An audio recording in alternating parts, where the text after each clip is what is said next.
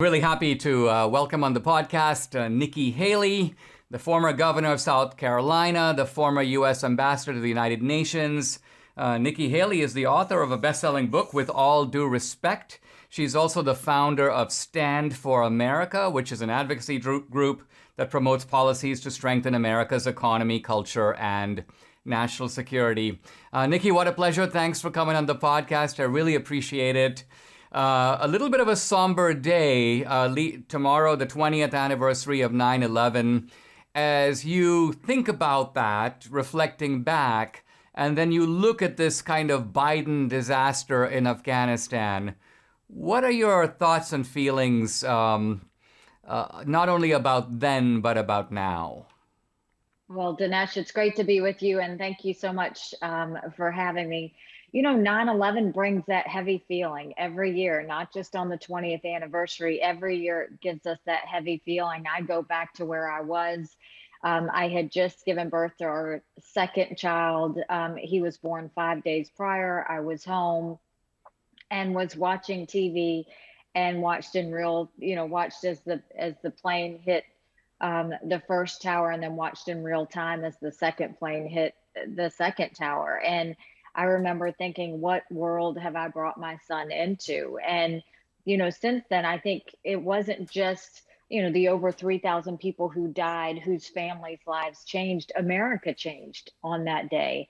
And, whether it was with my husband, who chose to join the military post 9/11 and ended up serving in Afghanistan and deploying there, or whether it was me, who was not politically active at all and decided that, we wanted to get involved and do public service and serve our country. And so I just think about how every life changed that day. And we, for the first time, realized we were vulnerable.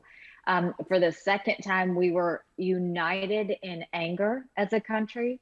And we knew that we had to make sure this never happened again. And so I think that's why the whole Biden fiasco is so painful, is because for all of us, this was very personal.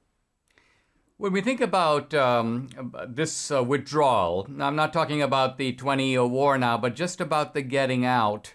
Can you make any sense of why the Biden administration would A, leave Americans behind, and B, leave a massive armory of military equipment behind, which obviously was going to be confiscated, seized, maybe sold by the Taliban? It almost makes the United States a state sponsor of terror, maybe against our will. Why would... It's hard for me to get my head around the idea that this was pure incompetence. Biden set the date. The military was carrying it out. Why do you think that he'd do this? So, Dinesh, this is like infuriating from the standpoint of, you look at the fact that it didn't have to be this way. And I think that's what everybody keeps saying, is it didn't have to be this way. And what's more infuriating is Biden thinks the more he can talk about COVID and vaccines, the less, we'll think about Afghanistan. This is front and center of every American as we go into the 20th anniversary. I mean, never did we think the flag flying above Afghanistan was going to be the Taliban flag. And that's what's going to happen tomorrow. But I think you have to look back at the situation. If he wanted to get out of Afghanistan, that's fine. But it's how you get out that matters. And this was a true insult to every combat veteran that served and deployed in Afghanistan, because every one of them could tell you that the Afghans were not capable of being able to defend themselves on their own. The fact that he chose to do this in the fighting season, the fact that he left in the middle of the night and didn't tell our allies, the fact that he abandoned Bagram Air Force Base, which was a NATO hub, where that's literally where our allies, and we made the best decisions coming out of Bagram, that he would leave that. The idea that he left $85 billion worth of military weapons, equipment, everything there as a housewarming gift for the Taliban. All of that is sickening. But I'll tell you the part that's really hits the personal side is my husband and I were watching a video, and it was Taliban members. And basically he said, those are our weapons that they were walking around with. And he saw them riding in their vehicles that he had ridden on in Helmand. And the worst part, Dinesh, was they were wearing our uniforms. And I'll tell you, they were making fun of us. And don't think they won't use those uniforms to come to America and we won't know that that is literally an American uniform that was left in Afghanistan. But all of this happened, and you went against the one moral code that we have in America. We love life, we love people, we believe in human rights, and we did the unthinkable. We left Americans behind.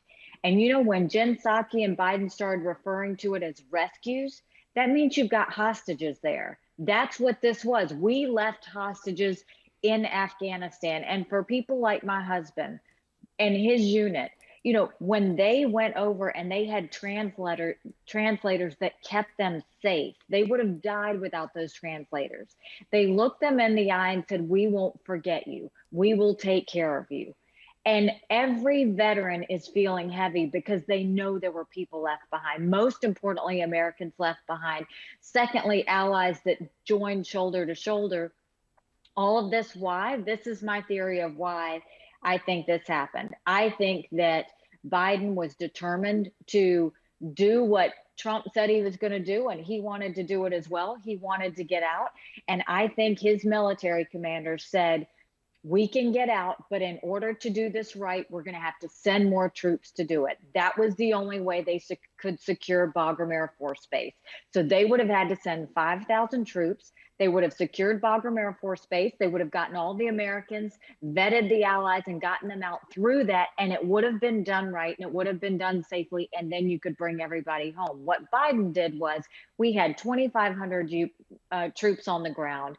He ended up having to send 5,000 carelessly anyway, 7,500 troops there, no Bagram Air Force Base, no weapons and equipment to bring back, leaving Americans behind, 13 soldiers dead, 20 wounded, and our allies don't understand what we're thinking. This could not have gone any worse than it did.